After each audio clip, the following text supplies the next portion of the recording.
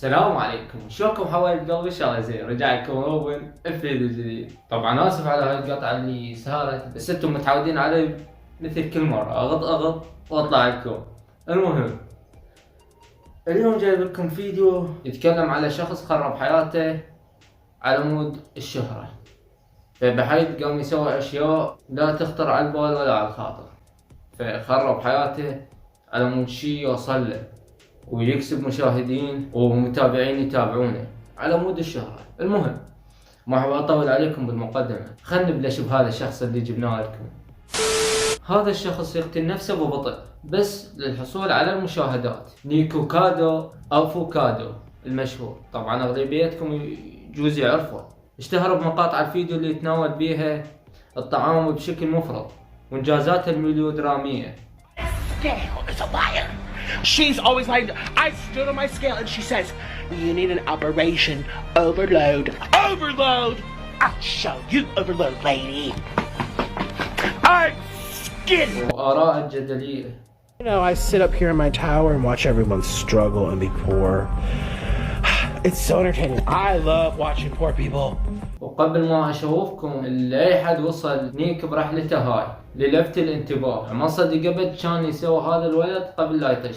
انتم برايكم شو تقولون؟ كان الف لاعب كمال اجسام، باء ناشط نباتي، جيم كاهن، حاء حلاق. طبعا الاجابه هي بي.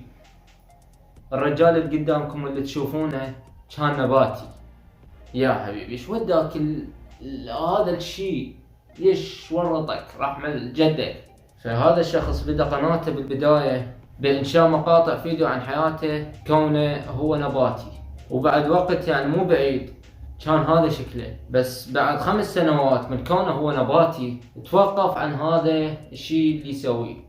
Becomes like a mental illness, I think, where it takes over your life, it consumes you, you alienate yourself from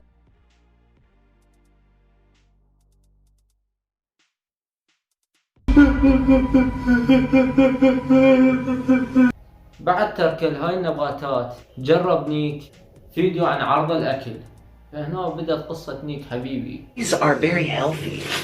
These are like whole wheat. It has like potatoes. They aren't even fried. بس بعد ما لاحظ ان الفيديوهات قامت تصعد مالاته اللي تحتوي على اجزاء كبيرة من الطعام الغير صحي، حصلت يعني على اكبر عدد من المشاهدات، فهنا بدأ نيك ياكل طعامه اكثر واكثر.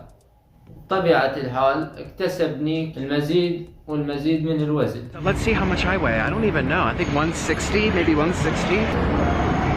That has to be wrong. You guys, I'm 200 pounds. بس مع كل هاي الاشارات اللي تشير على الحقيقة رفض الاعتراف بالسبب. Hoping, I'm praying that this is just water weight. That this is water weight and it comes off in like a week of just not being so stressed. Because stress is our #1 killer. That's not our #1 killer. سرعان ما زاد وزن نيكو كادو أو فوكادو. I'm fat and I don't care anymore. I want to get to 300 and then 400 and then 500 and then 600. حتى يحصل على ضعف متابعينه بدأ يخلق المزيد من الدراما والعرايق اللي هي الشجاع. They like when I'm upset. Yeah. They like where I'm crying. They like where I'm hyper. هذا الشاب ما وقفه كل شيء بسبيل الحصول على المزيد من المشاهدات. A lot of messages from people who are concerned, as I am. But I was craving a big. ما توقف حتى من كسر ضلعه، وما توقف حتى من قام ما يقدر يمشي بدون دراجة متنقلة، وما توقف لما نحتاج جهاز تنفس وممرضة لمساعدته بالتجول بالبيت يعني، وما توقف حتى من شريكة ركي اللي هو صديقه. It's come to a point where this thing on YouTube that I'm doing, Nikocado Avocado, it's not worth it, and I have to end it right now. In this moment, right now, I have nobody. And I stand before you today to tell you that I'm broken. It's all your fault. We were vegans. وبالوقت الحالي ما زال نيكو كادو فوكادو يعيش حياة الرغبة بالمزيد. يا أخي لحد الآن ما تايب، وصل لهاي المرحلة وبعده يعاني من هذا الشيء، وبعده يريد يوصل للي يريده هو وما متوقف. يعني هسه هو يعرف بنفسه جاي يسبب أشياء مو زينة إله، أشياء مضرة إله، يريد المزيد من المشاهدين، يريد المزيد من الممولين، ويريد المزيد من المال، وحتى يعني قام يريد يزيد وزنه بعد أكثر. إيش وقت تعتقد راح يوقف هذا؟ ما صنعت هذا الفيديو حتى يهين أو أوضح هذا الولد نيك، ومن الواضح بأن هو يعاني من المشاكل صحية وبدنية وعقلية يعني خطيرة كلش عليه، نتمنى له إن شاء الله الخير. وصنعت هذا الفيديو مع ذلك أذكرك باللي راح يصير لما ننسى ما هو عندنا مهم بهاي الحياة.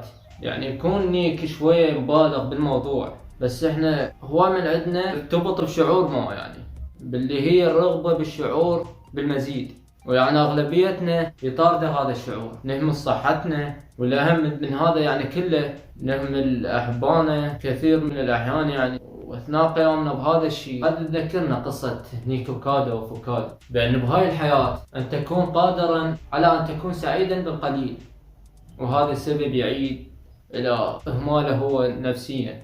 وثانيا متابعين اللي هم يتابعونه، اللي هم يحبون يشوفون هذا الشخص يتدمر. I miss vegetables. فيا أخي القصة اللي رويتها لكم هي حقيقية وشوفتكم الفيديوهات، فأي شخص تشوفونه هيجي لا تشجعون على فعل هذا الشيء، لأن هذا الشيء راح يدمر صحته وراح يوديه للهلاك، واحنا كنا نعرف هذا الشيء غلط.